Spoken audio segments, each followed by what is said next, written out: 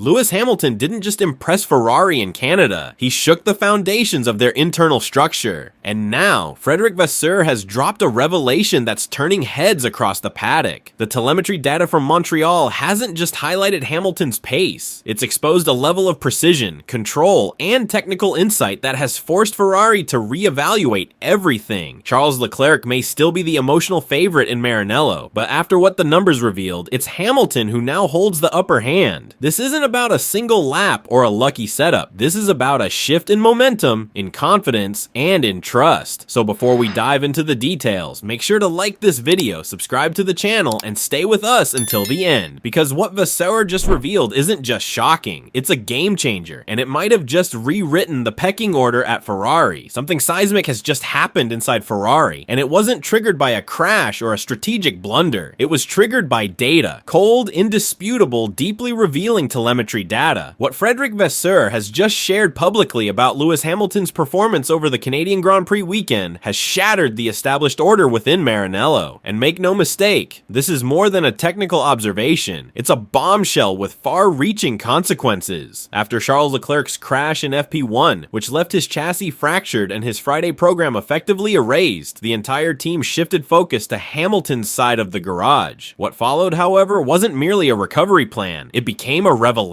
Hamilton's telemetry, gathered across FP1, FP3, and all three qualifying segments, exposed a level of driving that even Ferrari's most senior engineers hadn't anticipated. And now, thanks to Vasseur's bold decision to reveal some of this data, we have a clearer picture of what's unfolding inside the Scuderia. Let's start with braking. In Q1 alone, Hamilton was consistently braking later than Leclerc by margins ranging from 2.2 to 3.7 meters, particularly in turns 1, 6, and the heavy braking zone into turn 10. Most notably, at turn 6, a medium-speed right-hander, Hamilton braked precisely 3.5 meters later than Leclerc, while maintaining a superior line and losing no traction on corner entry. The telemetry showed smoother deceleration curves, with Hamilton using 7% less brake pressure variation than Leclerc per lap. That might seem marginal, but in modern Formula 1, it's the difference between being on the edge and mastering it. Cornering data was even more compelling. Through the tight sequence of turns 7 and 8, Hamilton averaged 6.2 kilometers per hour more apex speed than Leclerc.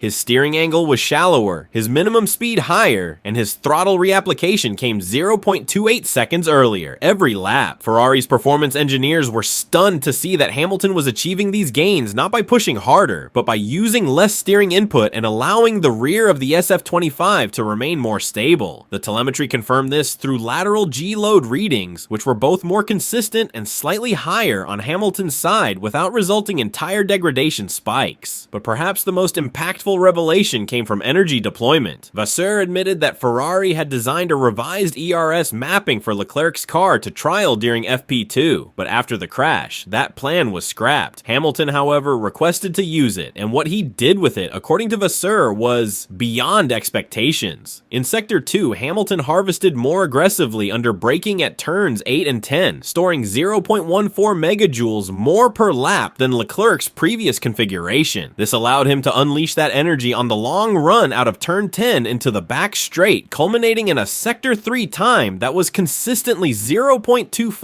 to 0.30 seconds quicker than Leclerc's simulator reference lap. Even tire data tilted the story further. Hamilton managed to keep his front left tire within an optimal temperature band of 91 to 94 degrees Celsius across all qualifying laps. Leclerc, by contrast, showed temperature swings as wide as 7.8 degrees Celsius, particularly between the low-speed exit of turn 10 and the fast chicane at turns 13 and 14. The result? Understeer for Leclerc. Clean rotation for Hamilton. Hamilton's ability to maintain this tire delta without triggering overheating or front graining stunned the Pirelli engineers assigned to Ferrari. And then there was full throttle application. The raw telemetry revealed that Hamilton's SF25 spent just 68.5% of each lap at full throttle, surprisingly the lowest among the top 6 qualifiers. But the team quickly realized that this wasn't a lack of commitment. It was a precise energy management strategy. Ferrari's DRS system remains underwhelming, delivering only a 25 km per hour top speed delta when open, compared to 42 to 44 km per hour for Red Bull and McLaren. Hamilton compensated by maximizing ERS boost in the second half of